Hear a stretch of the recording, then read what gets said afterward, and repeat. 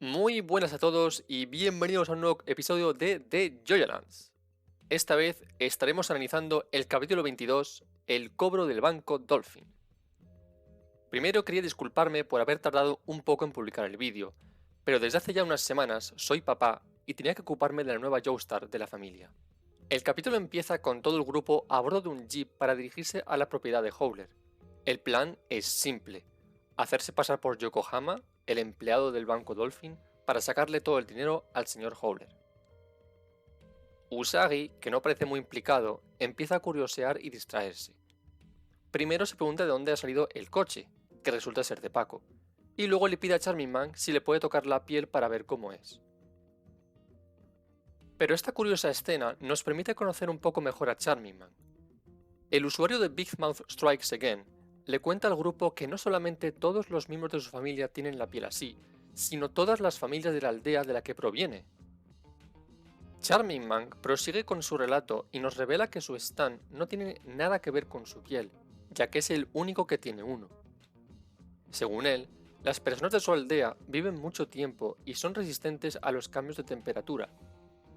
Al parecer, la principal causa de muerte de estas personas es la calcificación de residuos. Para quien no lo sepa, la calcificación es básicamente el endurecimiento de los tejidos por la acumulación de calcio. Bueno, pues Yodio y los demás acaban llegando a una de las residencias del señor Howler, un yate de un valor de 400 millones de dólares. Yodio les explica el plan. El gobierno estatal acusa a Howler de uso ilegal de las tierras prestadas por la realeza para la fabricación de armas y actos de terrorismo contra la hija de un congresista. Por todo esto, el gobierno confiscará las tierras en 72 horas. Es por ello que, en menos de 72 horas, Jody y los demás deben transferir las propiedades a nombre del banco Dolphin. Al parecer, en el contrato con el banco, una cláusula precisa que si surge algún inconveniente al recuperar el dinero, las tierras quedan como garantía. Por lo tanto, si la ladera norte se convierte en propiedad del banco, el gobierno ya no podrá confiscarla por los motivos presentados por la corte. El plan se pone en marcha. Yodio, Charming Man haciéndose pasar por Yokohama y Dragona vestida de empleada del banco se dirigen al yate. Sorprendentemente, Howler en persona se asoma y ve a Yokohama acercarse a su yate. De repente, todos los miembros reciben un correo de la directora de la escuela, Meryl May. En el mensaje, la directora pide a todos los alumnos que entreguen un trabajo sobre la reina Lily Wakalani antes del lunes a las 10:20 de la mañana. Todos entienden que este mensaje es un código, una clave. Para entenderlo, cogen el manual de historia y lo abren por el capítulo que habla sobre esa reina. Al retroceder 10 páginas e ir a la palabra 20, descubren este párrafo. Los perseguidores se acercaban, pero era necesario que ella mantuviera una actitud calmada. Cunde el pánico. Los han descubierto, pero no saben ni cómo ni cuándo. Sin saber lo que pasa, Araki nos envía ahora al instituto, donde vemos a los agentes de Howler recaudando información sobre Paco. Lime Chaban y Ningbo son los elegidos para interrogar a Meryl May sobre Paco Laburantes. Antes de continuar, tengo que decir que una vez más tenemos a dos personajes con aspectos muy bizarros. Yo veo entrar a dos personas así en mi despacho y llamo a la seguridad.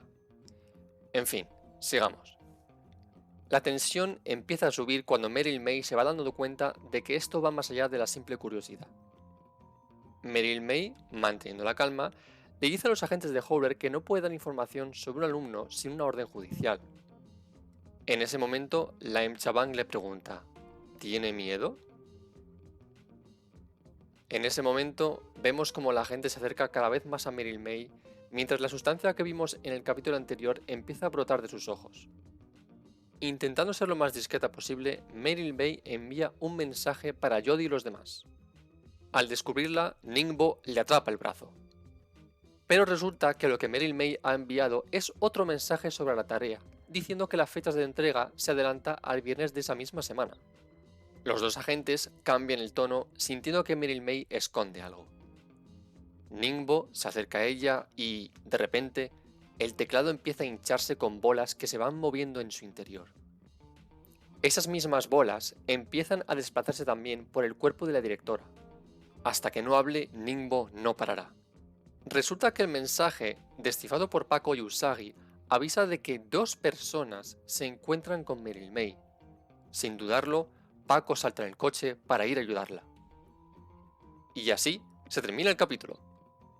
Bueno, ha sido un capítulo muy interesante, además de ser muy denso en información y acción. Una vez más, Araki nos deja con la intriga de lo que pasará en el siguiente capítulo. Ahora tenemos dos intrigas simultáneas: el encuentro entre el Sr. Howler, Yodio, Dragona y Charming Man, y el ataque a Meryl May por parte de los agentes de Howler. Hablemos rápidamente de algunos puntos importantes. Toda la escena del interrogatorio es bastante tensa. La policía sabe que Meryl May esconde algo, la directora intenta parecer lo más tranquila posible, y tienes a un bombero con un aspecto aterrador y con un stand aún más aterrador, que por cierto, vemos rápidamente.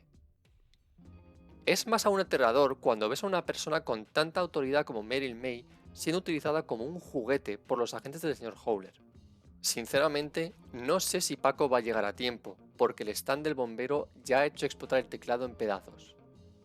No quiero ni imaginar cómo va a dejar a la directora si ésta no cede ante los perseguidores.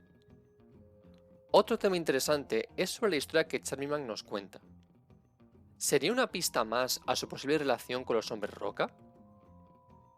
Durante un tiempo lo pensamos, pero al no tener más información lo dejamos pasar.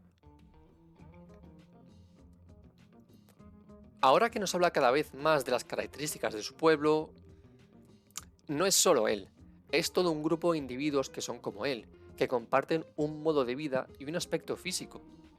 Suena similar a la especie de los hombres roca. Para terminar, una mención rápida sobre el rol que está jugando el Sr. Howler en esta historia. Algo que me está gustando mucho es que el Sr. Howler, que parece ser el antagonista principal de la historia, está jugando un rol directo en la historia. Si la parte 4 es tan buena, en su segundo tramo, es porque vemos mucho a Kira. Aquí pasa lo mismo, además de que se nos presenta un ser humano con sus ambiciones, su carácter y sus temores. Y hasta aquí el vídeo de hoy. Si os habéis quedado hasta el final, os lo agradezco de corazón.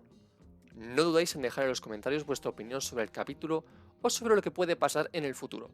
Un saludo y hasta la próxima, JoJo fans.